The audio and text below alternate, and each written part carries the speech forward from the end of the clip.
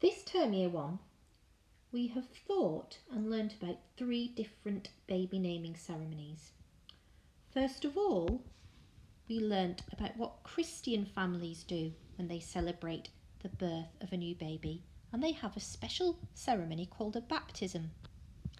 Then we thought about Sikh families and that the baby naming ceremony that they have that's called the Naam Quran.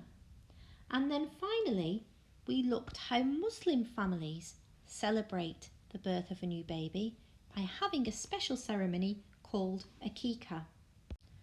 You may remember, Year 1, that in the Sikh baby naming ceremony and the Muslim baby naming ceremony, families often eat sweet foods.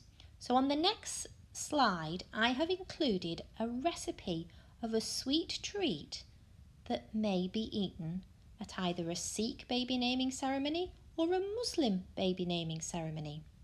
If you like, you can have a go at making this sweet treat. But remember, you might not be able to do it today because your mummy or daddy might not have all the ingredients that you will need to make that recipe. It doesn't matter if you haven't got the ingredients because you can save it as a special activity to do on another day. Here's the list of ingredients that you will need to make the sweet treat. You will need condensed milk, dried dates, ground almonds and desiccated coconut.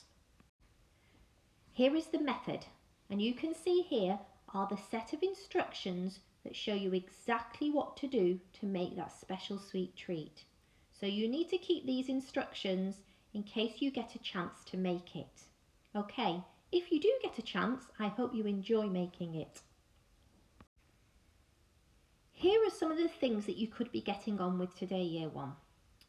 First of all, choose a toy that you would like to hold a naming ceremony for. Think about what you would like to do for your naming ceremony. Do you need to make decorations, invite people, share some food? Perhaps you could take a photo or draw a picture of your toy, or even make them their own special name banner. You decide. Get planning. Have lots of fun, Year 1, with whatever activity you choose to do.